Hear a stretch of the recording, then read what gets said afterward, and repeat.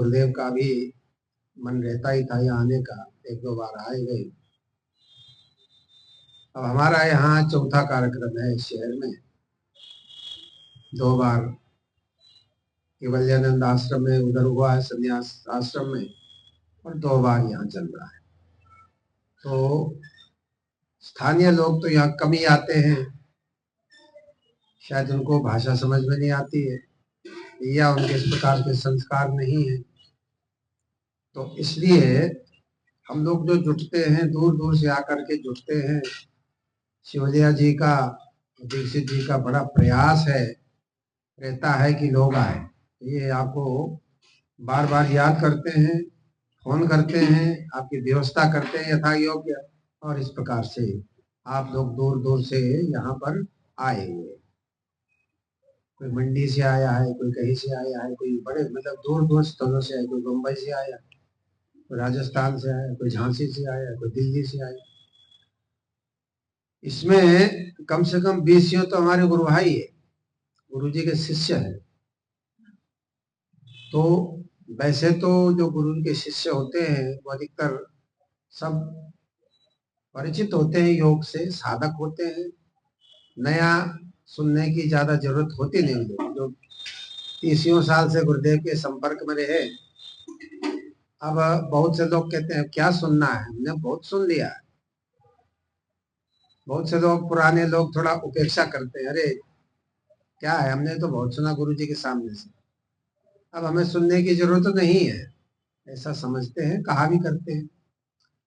परंतु ऐसे बात नहीं है। जो योग के प्रेमी हैं उनको पता होता है कि गुरुदेव ने हमको जो समझाया है वो हम पूरी तरह से समझ नहीं पाए हैं, या हम भूल रहे हैं।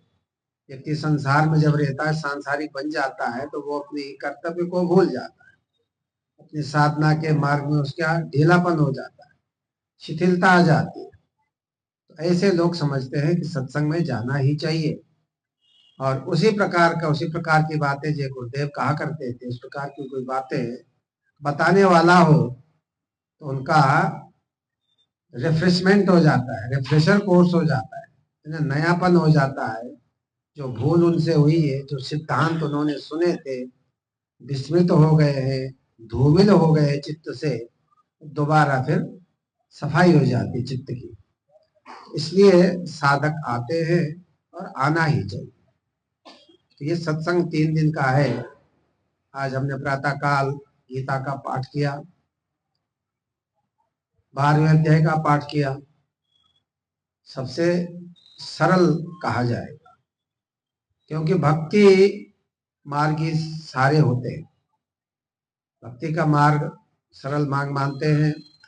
योग के और जो अनुष्ठान जिनमें बहुत तपस्या की जरूरत पड़ती है, प्राणायाम है और जो क्रियाएं हैं, वो कठिन मार्ग है। वो कुछ कुछ लोगों के लिए ही उपादेय है, सबके लिए नहीं है। लेकिन एक ऐसा सरल मार्ग जिसको सब लोग अपना सके, चलते फिरते उठते बैठते, ऐसा मार्ग है भक्ति का मार्ग।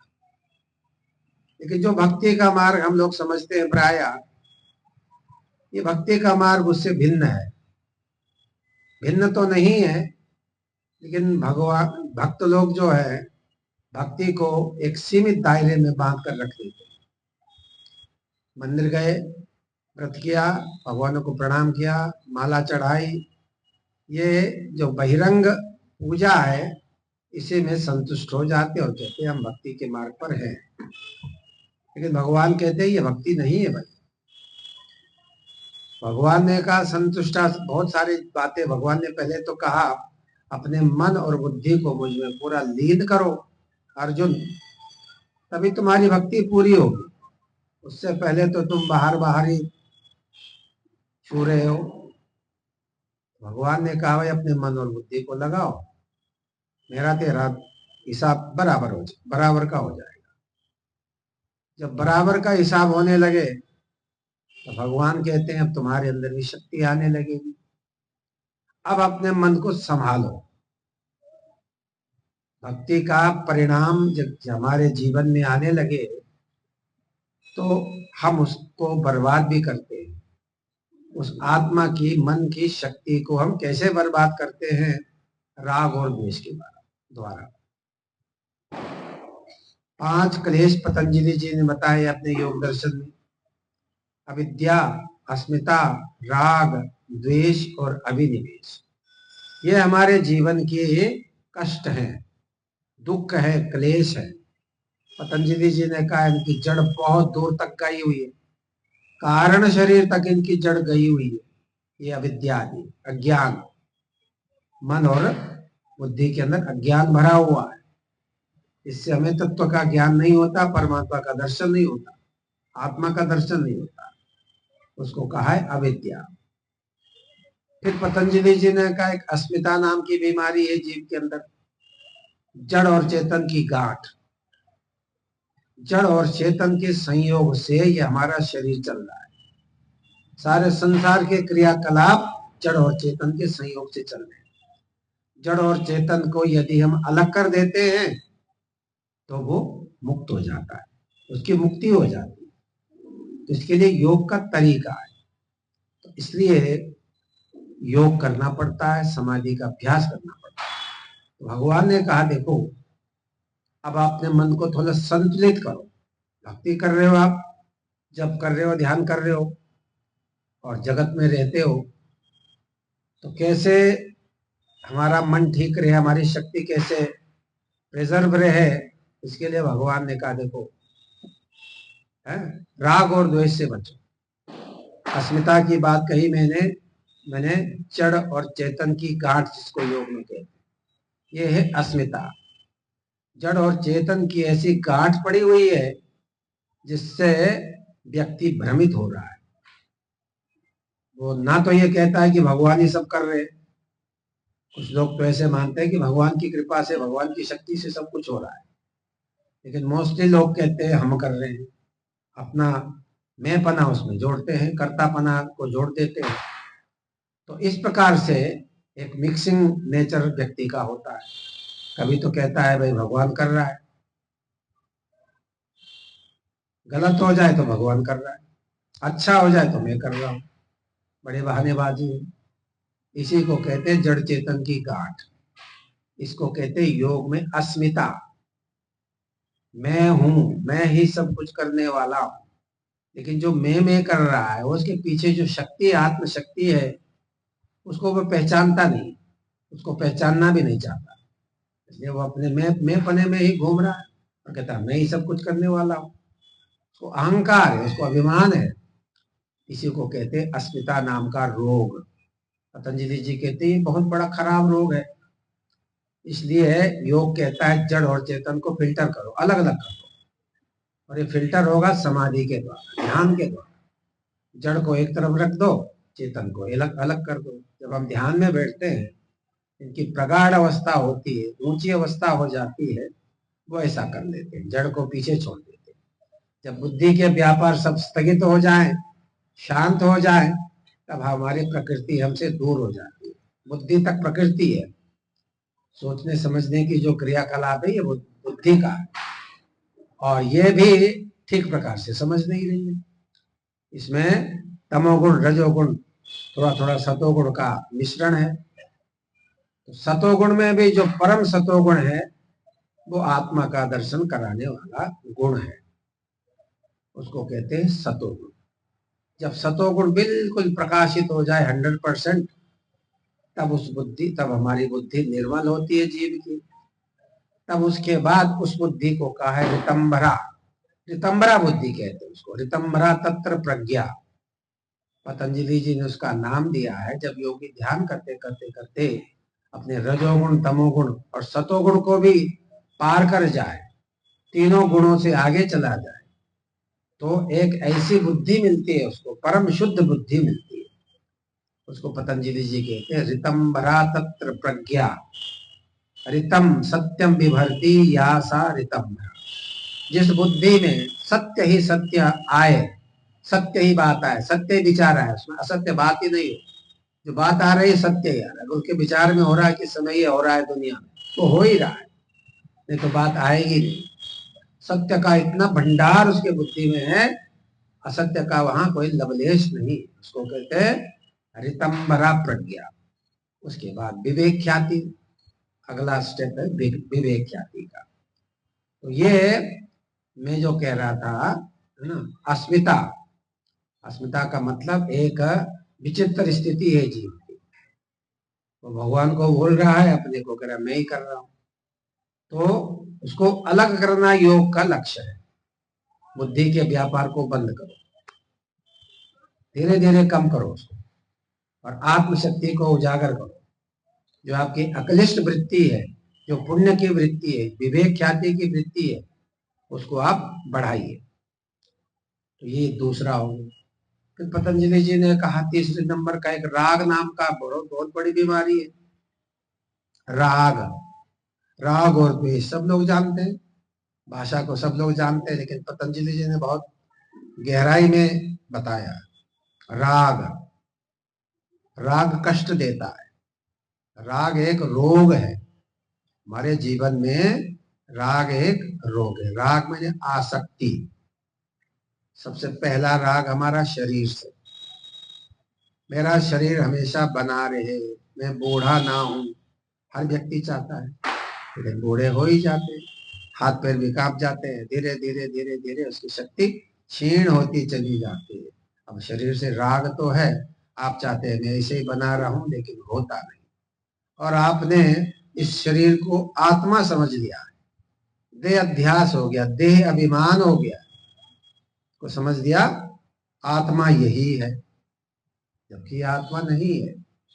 आत्मा तो कभी नष्ट न जायते मरियते वा कदाचित नायम भूत्वा भविता वा न भूया, गीता में भगवान ने कहा आत्मा कभी न तो पैदा होती है न मरती है। तो लेकिन हम उस चीज को भूल जाते हैं, राग करते हैं नश्वर पदार्थों से। इस शरीर से हमने राग को बांध लिया है, मेरा शरीर बना रहे। सबसे पहला राग तो अपने साथ राग कर दिया, और ये दुख का कारण है। ज्ञानी लोग कहते हैं, योगी लोग कहते हैं, शरीर से काम लो। शरीर माध्यम खलु धर्म साधनम, ये भगवान ने शरीर दिया है, ये मुक्ति के लिए दिया है, इससे मुक्ति को प्राप्त करो। शरीर को स्वस्थ रखिए, ज्ञान प्राप्त होगा मुक्ति शरीर के द्वारा।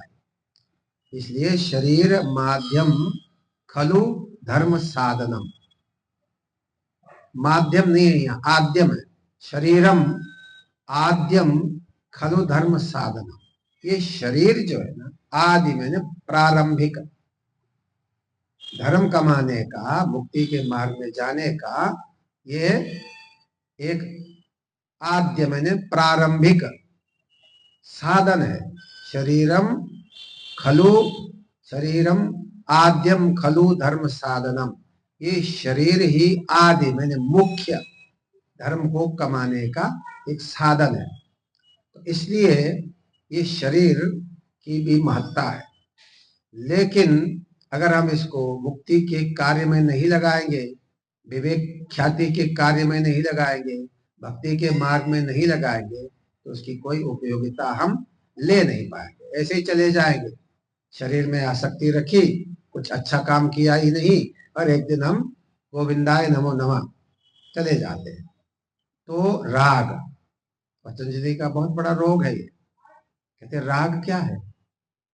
सुखानुशयी रागा, एक सूत्र दिया पतंजलि। कहते किसी वस्तु से, किसी व्यक्ति से आपको सुख मिल रहा है, और आप चाहते हैं ये सुख मुझे मिलता ही रहे, मेरा सुख छीना ना जाए, ये राग है। शरीर है हमारा, आप चाहते हैं मैं युवा बना रहूं, मैं कभी बूढ़ा ना हूं, मैं खूब खाओ पीऊं, मौज मस्ती लूं, लेकिन ऐसा तो होता नहीं। कुछ समय के बाद आप कुछ खा नहीं पाते, पी नहीं पाते, बीमार रुग्ण हो जाते हो, शरीर ढीला ढीला हो जाता है, चला फिरा भी नहीं जाता है। तो इसलिए शरीर से राग तो था, है, और फायदा हम कुछ नहीं ले पाए शरीर से। तो सुखानुशयी रागा, कहते जिस व्यक्ति से, जिस वस्तु से आपको सुख मिल रहा है, आप चाहते हैं कि सुख मिलता ही रहे, ये जो वासना है, ये जो इच्छा है, यही राग है, और ये हमें बांध देता है। शरीर से आपका राग हुआ, शरीर में ही बंधे हो, आप तप नहीं करते हो, ध्यान नहीं करते हो, साधन नहीं करते हो। अरे मेरे शरीर को कष्ट हो जाए, मुझे तो सोने दो, खूब भरपूर खाओ और भरपूर सो। शरीर में राग है, शरीर मेरा किसी प्रकार से कष्ट में ना आवे, तप न करना पड़े, मुझे जल्दी ना उठना पड़े। सामान्य लोग तो अपना मस्ती से रहते हैं मन में। तो ये है राग। फिर पतंजलि जी कहते हैं चौथा एक और भैया, द्वेष। कहते द्वेष क्या है? कहते ये भी शरीर को, जीव को कचोटता रहता है। दुखानुशयी द्वेष। हम समाज में रहते हैं, किन्हीं व्यक्तियों से हमें सुख मिलता है और किन्हीं व्यक्तियों से दुख भी मिलता है। जो हमारे विचार के नहीं हैं, जो हमारे विरोधी विचार के हैं, जो हमारे मत के विचार विरुद्ध विचार वाले हैं, उनसे हमें द्वेष होता है, क्योंकि वो हमारे विचार के नहीं। वो आपकी हाँ में हाँ नहीं मिलाते, वो आपको कष्ट देते, आपका नुकसान करते हैं, आपको प्रताड़ना देते हैं, आपकी बेइज्जती करते हैं, आपकी प्रॉपर्टी को छीनते हैं, मतलब बहुत सारे जो कुछ हो सकता है वो करते हैं। अब उससे हमें द्वेष हो जाता है। द्वेष जब होता है तो हिंसा के भाव आते हैं, इसको मैं मार दूं, मेरा बस चले तो मैं इसको मार दूंगा, क्योंकि इसने बहुत नुकसान कर दिया मेरा। अब उसके अपने अपने स्तर हो सकते हैं, वो आपकी बेइज्जती कर रहा है, आपका धन छीन लिया, आपका अपमान किया, जो भी है वो द्वेष का ही। कुछ छोटे किस्म का द्वेष है, कुछ बड़े किस्म का द्वेष है। द्वेष से पतंजलि जी कहते हैं मार देने की इच्छा होती है, जिघांसा। व्यक्ति कहता है मेरा विरोधी है, मेरा बस चले तो मैं इसको मार दूंगा, मौका पाते ही इसको मार दूंगा, बदला ले लूंगा, इसकी मेरी बेइज्जती की है ना, इसका बदला जरूर लूंगा। तो जलन उसके अंदर वो धड़कती रहती है, उसको कहते हैं द्वेष। और ये मानव के, हमारे जीव की एक बीमारी है। राग भी बीमारी है, द्वेष भी बीमारी है। और कुछ कभी कभी ऐसा होता है, एक व्यक्ति से हमें राग है, प्रेम है, झूठा है, अपने टाइम पास के लिए, या उससे हमें स्वार्थ है, तो आपने प्रेम कर लिया। अब कुछ दिन के बाद आपका स्वार्थ जब सिद्ध नहीं हो रहा है, आप उसी से द्वेष करने लगते हो। मित्र मित्र भी बहुत सारे अनबन हो जाता है, बाद में फिर एकदम विरोधी हो जाते, एकदम कट्टर विरोधी हो जाते। आप कहते भाई ये तो बड़े प्रेमी थे, बड़ी मित्रता थी, बड़ा राग था इनमें, लेकिन वो राग अब द्वेष के रूप में परिवर्तित हो गया, क्योंकि वो वहां उसका उद्देश्य सिद्ध नहीं हुआ। राग और द्वेष ये रहते हमारे मन में, बुद्धि में। ये बड़े रोग हैं, जिसको संसार में सभी लोग जानते हैं, लेकिन हम उसको दूर करने का प्रयास नहीं करते। योग के द्वारा ही, ध्यान के द्वारा ही, ज्ञान के द्वारा ही, विचार के द्वारा ही, सत्संग के द्वारा ही इसके दोनों रोग दूर किए जा सकते हैं। यह प्रैक्टिकल बीमारी है। बाकी तो अविद्या अस्मिता तो देखने में नहीं आता, वो सूक्ष्म है, हमारे कारण शरीर में, बुद्धि के जड़ में है। लेकिन जो राग द्वेष वाला है, ये व्यावहारिक जगत में दिखता है, ये प्रैक्टिकल है। तो पतंजलि जी के दोनों बीमारी है, इससे अलग हो जाओ। और फिर कहा अभिनिवेश। अभिनिवेश में मृत्यु का भय, हर व्यक्ति को होता है। कहते ब्रह्मा से लेकर के छोटे से छोटा कीड़े को भी मरने का डर होता है। तो ये अभिनिवेश और ये भय है, ये आपका क्लेश है, ये आपका दुख है, मरने का डर है आपको। लेकिन ये एक बात जरूर है, अधिकतर लोग उधर सोचना ही नहीं चाहते। मैं मरूंगा ऐसा विचार ही करना नहीं चाहते। वो कहते हैं नहीं नहीं, जब देखी जाएगी, हम तो ऐसे रहेंगे। उनके मन में एक कोने में यह रहता है कि शायद हम बहुत दिन तक रहेंगे या मरेंगे ही नहीं। ये भ्रम में भ्रम पाल रखा हूं। लेकिन ये तो सत्य है, जातस्य ध्रुवो मृत्यु ध्रुवम जन्म मृतस्य च। जो आया है वो जाएगा। 100 साल की उम्र भगवान ने दी है, लेकिन हम अपने गलत आचरण के द्वारा बहुत जल्दी चले जाते हैं। कुछ व्यसन लग गया पीने का, या कोई दुर्व्यसन लग गया, और बहुत जल्दी 100 कहाँ 50-60 में ही चले जाते हैं व्यसनों के कारण। तो इस प्रकार से ये जो अभिनिवेश है ये मृत्यु का भय है और ये होना ही चाहिए। जब भय नहीं होगा तो हम इसका लाभ नहीं ले पाएंगे जल्दी जल्दी। हम ये पता है शरीर छोड़ना पड़ेगा, शरीर छूटेगा, ये सांस ज्यादा दिन तक नहीं चलेगी। इसलिए विवेकी व्यक्ति इसको से काम लेता है। माध्यम है धर्म कमाने का, योग कमाने का, समाधि को प्राप्त करने का, ये माध्यम है, आधार है, अधिष्ठान है। यदि आधार ही नहीं रहेगा तो हम कहाँ विवेक, ख्याति और ऋतंबर प्रज्ञा को प्राप्त करेंगे?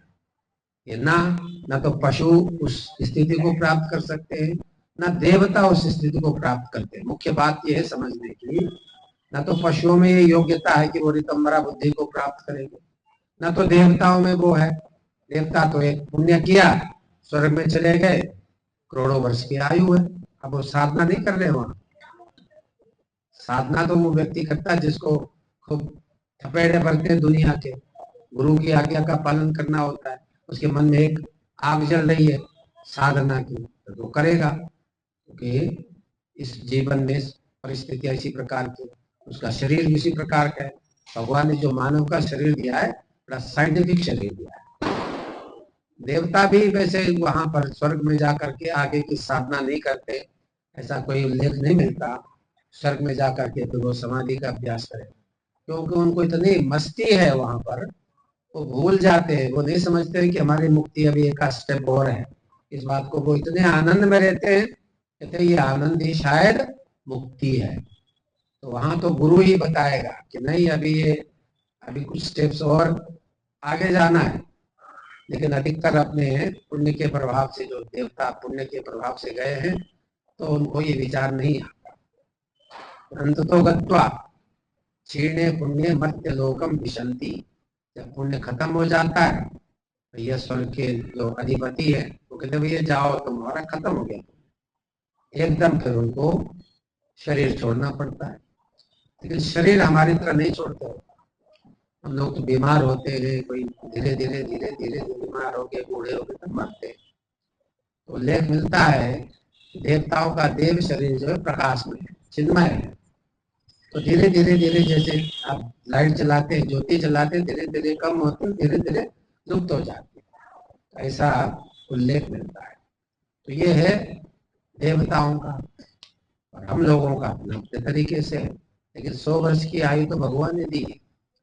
इसलिए व्यक्ति को चाहिए कि ये जो मनुष्य का शरीर है ये बहुत दुर्लभ है। हमारे गुरुदेव जब भी कार्यक्रम कहीं पर भी करते थे, एक व्याख्यान तो उनका यही रहता था, दुर्लभो मानुषो जन्म, कि मनुष्य जन्म बड़ा दुर्लभ है। पहला एक लेक्चर में तो यही बताते थे।